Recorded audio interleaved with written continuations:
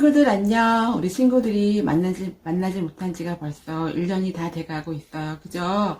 우리 친구들도 지금도 같이 만나지는 못하지만 꼭 건강한 모습으로 잘 지내고 있을 줄 정말 우리 친구들 저는 하나님 앞에 간절히 믿고 있어요. 자, 우리 친구들 오늘은 이 시간 예배를 드리는 시간이 먼저 예배를 드리는 시간이에요. 우리가 먼저 해야 될 것은 두 손을 모으고 눈을 감고 같이 우리 기도해요. 자, 두 손 모으고 눈 감고 기도하자. 사랑의 하나님, 오늘도 우리 사랑하는 친구들과 함께 같이 모여서 예배를 드리지 못하고 있지만 또 우리 하나님께서 지혜 주셔서 영상 예배까지도 드릴 수 있게 하신 하나님께 너무나 감사드리며 또 우리 친구들이 영상 예배를 통해서도 꼭 하나님을 만나는 귀한 시간 될 수 있도록 하나님 은혜를 더하여 주세요. 비록 부모님이 다니지 않아서 정말 영상 예배를 드리지 못하는 친구들도 분명히 있을 수 있어요. 그 친구들도 비록 영상 예배를 드리지 못하고 있지만 우리 하나님께서 우리 친구들을 꼭 붙들어 주셔서 하나님을 잊어버리지 않도록 우리 하나님께서 지켜주세요. 정말 우리 친구들이 코로나19에 절대로 걸리지 않게 늘 건강하게 잘 자랄 수 있도록 도와주시고 또 예배를 같이 드리는 그날까지 우리 친구들이 건강한 모습으로 잘 지낼 수 있도록 도와주세요. 우리 친구들 정말 하나님께서 함께 하실 줄 믿습니다. 정말 하나님께서 우리 친구들 한 사람 한 사람 붙들어 주시고 정말 은혜 받고 축복받는 가운데 하루하루 살아갈 수 있도록 하나님께서 인도해 주세요. 너무나 주님 감사하며 저를 죄에서 구원하신 예수님의 이름으로 간절히 기도드렸습니다. 아멘. 샬롬, 사랑하는 세빛교회 어린이 여러분, 지난 한 주간도 잘 보냈나요? 하나님은 오늘도 변함없이 여러분을 사랑하십니다. 주님 사랑 때문에 행복 가득한 여러분들의 삶이 되기를 축복합니다. 오늘 함께 나눌 말씀 제목은 복음을 전하세요입니다. 본문 말씀은 요한복음 5장 24절 말씀입니다. 우리 함께 이 말씀 읽어보도록 하겠습니다. 내 말을 듣고 또 나 보내신 이를 믿는 자는 영생을 얻었고. 요한복음 5장 24절 말씀. 아멘. 여러분의 신체 기관 중 소리를 듣는 곳이 어디죠? 네, 맞아요. 바로 귀예요. 하지만 무언가를 잘 듣기 위해서 귀보다 더 중요한 곳이 있어요. 바로 마음이에요. 어떤 마음을 가지고 듣느냐에 따라 전혀 다르게 들릴 수 있기 때문이에요. 우리가 설교를 통해 하나님의 말씀을 들을 때도 마찬가지예요. 말씀을 귀로만 들으면 안 돼요. 하나님의 말씀은 귀로도 잘 들어야 하지만 우리의 마음에 잘 새겨서 들어야 해요. 오늘도 하나님의 말씀에 잘 귀 기울여 듣고 여러분들의 마음에도 잘 새겨지기를 축복합니다. 아, 배고파 죽겠어. 아이고, 어떡하지? 무슨 소리일까요? 이것은 사마리아에서 나는 소리예요. 아람의 군대가 사마리아 성을 포위해서 사마리아 성에는 물과 식량을 구할 수가 없었어요. 더욱이 성 안에 기근이 들어 식량도 공급할 수가 없는 상황이었어요. 그래서 성 안의 사람들은 너무 배가 고프고 목이 말랐던 거예요. 먹을 음식이 없어서 굶어 죽게 생겼어요. 이들은 이 끔찍한 상황에서 구출받아야만 했어요. 이런 상황에 사마리아 성의 한 여자가 이스라엘 왕에게 가서 도움을 요청했어요. 나의 주 왕이여, 도와주세요. 너무 배가 고파요. 그때 이스라엘 왕은 여호와께서 돕지 아니하시면 내가 어떻게 도울 수 있으랴 하고 말했어요. 자기 백성이 배고픔에 울부짖는 모습을 보는 것이 괴로웠지만 안타깝게도 이스라엘 왕은 하나님께 돌이키지 않았어요. 심지어 이 어려움의 책임이 하나님 때문이라며 그 화풀이를 선지자 엘리사에게 돌리려 했어요. 그래서 그는 여봐라, 당장 엘리사를 잡아와라, 신하들에게 화를 내며 명령했어요. 그 시각 엘리사는 사마리아의 자기 집에서 성읍 지도자들과 이야기를 하고 있었어요. 그들과 말하는 동안 엘리사는 왕이 자기를 죽이려 사람을 보냈다는 하나님의 경고를 받았어요. 엘리사는 성읍 지도자들에게 집의 문을 닫아 왕의 신하들을 들이지 말라고 했어요. 그러나 엘리사는 왕에게 줄 메시지가 있었어요. 엘리사는 적에게 행복하지 말고 하나님이 구출해 주실 것을 기다리십시오. 하나님께서 기근이 곧 끝날 것이라고 말씀하셨습니다. 모든 사람에게 넉넉한 식량이 생길 것이며 양식값은 옛날로 돌아갈 것이라고 말씀하셨습니다. 라며 하나님의 메시지를 이스라엘 왕과 성읍 지도자들에게 전했어요. 그리고 엘리사는 다시 한번 자신 있게 이 모든 일은 내일 일어날 것입니다. 라고 소리 높여 선포했어요. 하나님은 사마리아 사람들이 사랑받을 자격이 없음에도 불구하고 여전히 그들을 사랑하셨어요. 그래서 그들을 위험에서 구출하기 원하셨던 거예요. 성문 밖에 사는 네 사람은 더욱더 절망적인 상황이었어요. 그들은 나병에 걸려 있었거든요. 나병이란 치료약이 없는 심각한 피부병이었어요. 이스라엘의 법에 의하면 나병 환자들은 다른 사람에게 전염시키지 않도록 일반 사람들로부터 격리되어 자기들끼리 모여 살아야만 했어요. 이들은 그동안 구걸하며 먹고 살았어요. 그런데 성 안에 기근과 성 밖의 아람 군대의 포위로 인해 더 이상 식량을 구걸할 수가 없었어요. 이 가난하고 병든 사람들은 굶어 죽어야만 하는 상황이었어요.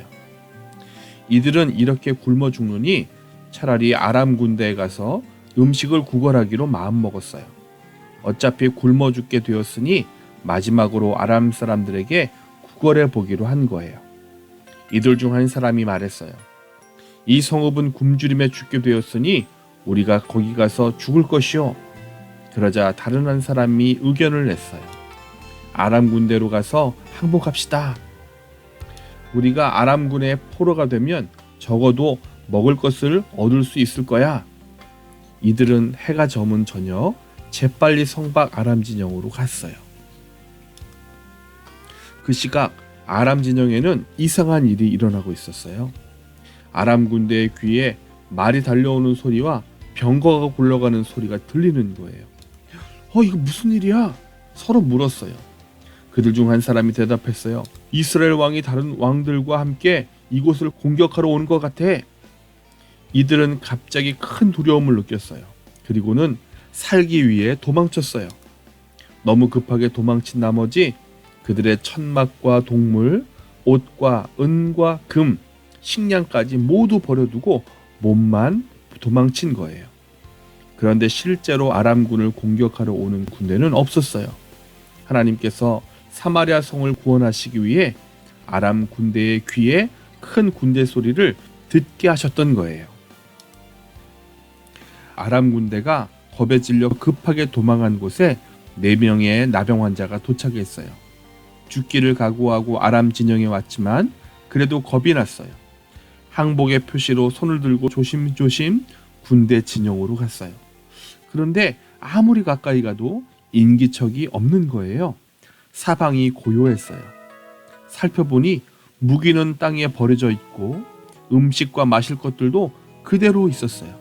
마치 식사를 하다 급히 도망친 것 같았어요. 이들은 진영에 아무도 없다는 것을 확인하고는 그 남겨진 음식들을 허겁지겁 먹기 시작했어요. 너무 행복했어요. 음식을 다 먹고 난 이들은 옮길 수 있는 모든 옷과 은과 금을 모아 진영 밖으로 가지고 갔어요. 나중에 돌아와서 가져가기 위해 그곳에 숨긴 거예요.